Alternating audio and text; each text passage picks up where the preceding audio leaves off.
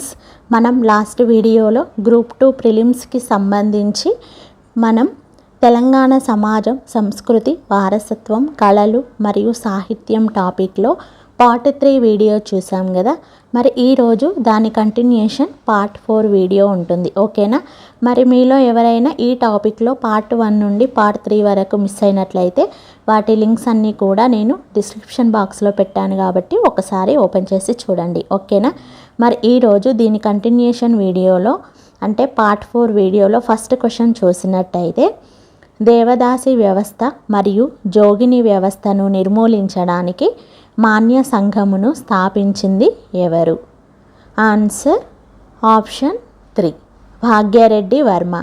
అయితే ఇక్కడ దేవదాసి వ్యవస్థ మరియు జోగిని వ్యవస్థ ఈ రెండింటినీ కూడా నిర్మూలించడానికి అంటే ఈ రెండింటినీ కూడా తొలగించడానికి ఇక్కడ మాన్య సంఘం అనేది ఏర్పాటు చేయడం జరిగింది. అయితే దీన్ని ఎవరు స్థాపించారు అంటే ఇక్కడ ఆన్సర్ ఏంటి? భాగ్యరెడ్డి వర్మ. ఓకేనా? అయితే ఇక్కడ ఇంకొక పాయింట్ గుర్తుపెట్టుకోండి. ఈ మిగిలిన ఆప్షన్స్ ఉన్నాయి కదా, కళాకృష్ణ, గడియారం రామకృష్ణ మరియు నారాయణ స్వామి. ఈ ముగ్గురు కూడా దేవదాసి వ్యవస్థపై తెలంగాణ రాష్ట్రంలో అధ్యయనం చేశారు. ఓకేనా? మనము ఇంతకుముందు క్వశ్చన్లో దీని గురించి డిస్కస్ చేశాము, కానీ మళ్ళొకసారి రిపీట్ చేస్తున్నాను. ఓకేనా? ఈ ముగ్గురు కూడా అంటే ఈ మిగిలిన 3 ఆప్షన్స్ ఉన్నాయి కదా, వీళ్ళందరూ కూడా మన తెలంగాణ రాష్ట్రంలోనే దేవదాసి వ్యవస్థపై అధ్యయనం చేసిన వారు. తర్వాత జోగిని వ్యవస్థపై అధ్యయనం చేసింది ఎవరు అంటే లవణం హేమలత. విడివిడిగా చూసినట్టయితే జోగిని వ్యవస్థపై అధ్యయనం చేసింది లవణం హేమలత. ఈ రెండింటి మీద అంటే దేవదాసి వ్యవస్థ మరియు జోగిని వ్యవస్థ ఈ రెండింటిని కూడా నిర్మూలించడానికి మాన్య సంఘమును స్థాపించింది భాగ్యరెడ్డి వర్మ. ఓకేనా? ఇంతగా ఎందుకు ఎక్స్ప్లెయిన్ చేస్తున్నానంటే ఫ్రెండ్స్, ఎక్కడైనా మనకి ప్రిలిమ్స్లో వస్తే మనము ఆన్సర్ చేస్తే సరిపోతుంది, కానీ మెయిన్స్కి వచ్చేసరికి మనం ఖచ్చితంగా డిస్క్రిప్షన్ రాయాల్సి ఉంటుంది కాబట్టి ఈ విధంగా ఎక్స్ప్లెయిన్ చేస్తున్నాను. మెయిన్స్లో వస్తుంది అని అనిపించినప్పుడు అంటే మెయిన్స్కి ఇంపార్టెంట్ క్వశ్చన్స్ అయినప్పుడే నేను ఎక్స్ప్లెయిన్ చేశాను. ఓకేనా? మీరు జాగ్రత్తగా వినండి. తెలంగాణలో వేద అభ్యసన కేంద్రంగా ప్రసిద్ధి చెందిన జిల్లా ఏది? Answer option 1 Karimnagar. క్రింది వాటిలో సరైన వాక్యాలు ఏవి? ఆన్సర్ ఆప్షన్ 4 A, B మరియు C. ఒక్కసారి ఈ ఆప్షన్స్ అన్నీ చూసినట్టయితే ఫస్ట్ 1 A వచ్చేసి గొల్లగట్టు జాతర ప్రతి 2 సంవత్సరాలకు ఒకసారి 4 రోజుల పాటు కొనసాగుతుంది. ఇక్కడ ఏమనిచ్చారు? గొల్లగట్టు జాతర అనేది 2 సంవత్సరాలకు ఒకసారి 4 రోజులు జరుగుతుంది. ఓకేనా? ఇది కూడా కరెక్ట్. తర్వాత B, ఈ జాతరలో అంటే కొల్లగట్టు జాతరలో యాదవులు తమ ఆరాధ్య దైవమైన లింగమంతుల స్వామిని ఆరాధిస్తారు. అయితే ఈ గొల్లగట్టు జాతరలో ఆరాధ్య దైవం ఎవరు అంటే లింగమంతుల స్వామి. ఓకేనా?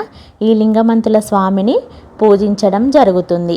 తర్వాత లాస్ట్ 1 C, భక్తులు ఈ జాతరలో గండాలు పోవాలని గండ దీపం వెలిగిస్తారు. అయితే ఈ భక్తులు ఈ జాతరకు వచ్చిన భక్తులు ఎవరైతే ఉంటారో ఈ గొల్లగట్టు జాతరలో వచ్చేసి గండాలనేవి కష్టాలనేవి పోవాలి అని గండ దీపం వెలిగించడం జరుగుతుంది. ఓకేనా? ఈ 3 కూడా గొల్లగట్టు జాతరకు సంబంధించిన కరెక్ట్ అయిన సెంటెన్స్. కానీ మనకు క్వశ్చన్లో కూడా అదే అడిగారు కదా సరైన వాక్యాలు ఏవి అని. కాబట్టి ఇక్కడ ఆన్సర్ ఏంటి మరి? ఆప్షన్ 4 A, B మరియు C. భారతదేశ చరిత్రలో తొలి దేవాలయాలను నిర్మించిన ఘనత క్రింది వాటిలో ఎవరిది? Answer option 2 ఇక్ష్వాకులు. అయితే ఇక్ష్వాకులు వచ్చేసి మన భారతదేశ చరిత్రలో మొత్తం కూడా తొలి దేవాలయాలను నిర్మించింది ఎవరు అంటే ఈ ఇక్ష్వాకులే. ఓకేనా? వీళ్ళే మొట్టమొదటిసారిగా దేవాలయాలను నిర్మించడం జరిగింది. తెలంగాణ రాష్ట్రంలో జోగిని వ్యవస్థ లేని ఏకైక జిల్లా ఏది? Answer option 2 Khammam. అయితే తెలంగాణ రాష్ట్రం మొత్తంలో కూడా ఈ జోగిని వ్యవస్థ లేని ఒకే ఒక జిల్లా ఏది అంటే ఖమ్మం. మరి ఈ జోగిని వ్యవస్థపై అధ్యయనం చేసింది లవణం హేమలత అని ఇంతకుముందు చెప్పుకున్నాం కదా. మరి అంటే ఈ జోగిని వ్యవస్థ ఏ విధంగా వ్యాపించింది మన తెలంగాణకి అంటే, కాకతీయ రాజ్య పతనానంతరం జోగిని వ్యవస్థ కర్ణాటక ప్రాంతంలోని బసవిరాండ్ర వ్యవస్థ నుండి ఉమ్మడి ఆంధ్రప్రదేశ్కి పాకడం జరిగింది. ఓకేనా, జాగ్రత్తగా గుర్తుపెట్టుకోండి.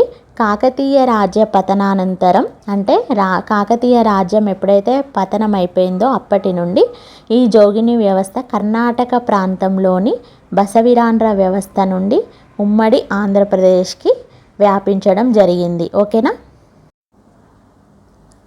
నల్లమల అడవి ప్రాంతంలో ఏర్పడిన జలపాతం క్రింది వాటిలో ఏది? ఆన్సర్ ఆప్షన్ 1 మల్లెల తీర్థం జలపాతం. ఈ నల్లమల అడవి ప్రాంతంలో ఏర్పడిన జలపాతం వచ్చేసి మల్లెల తీర్థం అనే జలపాతం. ఓకేనా. మరి ఈ జలపాతం ఎక్కడ ఉంది అంటే నాగర్ కర్నూలు జిల్లాలో ఉంది. ఈదుల్ ఆజా అని క్రింది వాటిలో ఏ పండుగను పిలుస్తారు? Answer option 3 Bakrid. క్రింది వాటిని జతపరచండి. ఫ్రెండ్స్, ఇక్కడ బతుకమ్మ పండుగ జరుపుకునే రోజులు మరియు నైవేద్యాలు ఈ రెండు కూడా ఇవ్వడం జరిగింది. మరి వీటిలో కరెక్ట్ ఆన్సర్ చూసినట్టయితే ఆప్షన్ 4. అదేంటో ఒకసారి చూసేద్దాం. ఓకేనా. ఫస్ట్ వన్ వచ్చేసి మొదటి రోజు. ఆన్సర్ ఏంటి? డి, నువ్వులు నూకలు. మొదటి రోజు నువ్వులు నూకలను నైవేద్యంగా సమర్పించడం జరుగుతుంది. ఇక సెకండ్ వన్ వచ్చేసి రెండవ రోజు. ఆన్సర్ ఏ, ఉడకబెట్టిన పప్పు, బెల్లం, అటుకులు వీటిని నైవేద్యంగా పెట్టడం జరుగుతుంది. ఇక థర్డ్ వన్ మూడవ రోజు.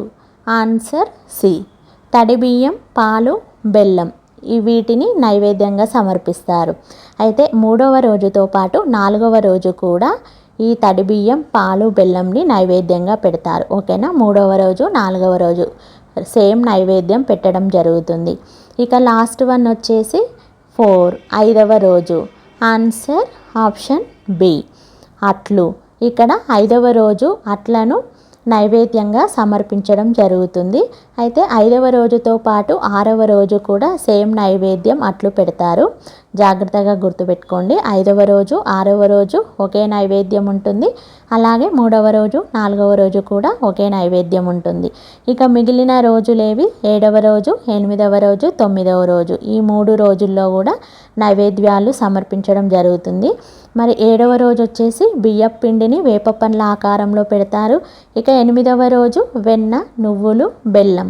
ఇక 9వ రోజు వచ్చేసి పెరుగన్నం, చింతపండు చిత్రాన్నం, నిమ్మకాయల చిత్రాన్నం, కొబ్బరన్నం, నువ్వులన్నం వీటిని 9వ రోజు నైవేద్యంగా సమర్పించడం జరుగుతుంది. ఓకేనా ఫ్రెండ్స్. సో వీటికి ఇక్కడ ఫైనల్గా ఆన్సర్ చూసినట్టయితే ఇక్కడ ఆప్షన్ 4. తెలంగాణ ప్రాంతం నుండి కేంద్ర సాహిత్య అవార్డు పొందిన తొలి వ్యక్తి ఎవరు? Answer option 2 Suravaram Pratapa Reddy. శ్రీకృష్ణుడు, బలరాముడు మరియు సుభద్రలు ప్రధాన విగ్రహాలుగా ఉన్న దేవాలయం ఏది? ఆన్సర్ ఆప్షన్ 3 జగన్నాథ ఆలయం. ఫ్రెండ్స్, ఇక్కడ జగన్నాథ ఆలయాన్ని పూరి జగన్నాథ ఆలయం అని కూడా పిలుస్తారు. ఓకేనా. ఈ రెండు కూడా ఒకటే.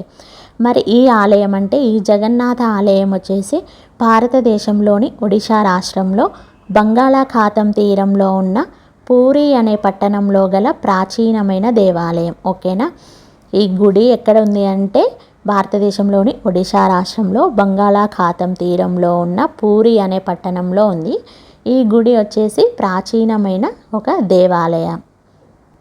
ఓకే ఫ్రెండ్స్, చూశారు కదా. మరి ఈరోజు గ్రూప్ 2 ప్రిలిమ్స్కి సంబంధించి తెలంగాణ సమాజం, సంస్కృతి, వారసత్వం, కళలు మరియు సాహిత్యం ఈ టాపిక్లో పార్ట్ 4 వీడియో చూశారు కదా. మరి మీలో ఎవరైనా పార్ట్ 1 నుండి పార్ట్ 3 వరకు మిస్ అయినట్లయితే వాటి లింక్స్ అన్నీ కూడా నేను ఇంతకుముందు చెప్పినట్లుగా డిస్క్రిప్షన్ బాక్స్లో పెట్టాను కాబట్టి తప్పకుండా ఒకసారి ఓపెన్ చేసి చూడండి. ఓకేనా. మరి నెక్స్ట్ వీడియోలో మరిన్ని క్వశ్చన్స్తో కలుద్దాం.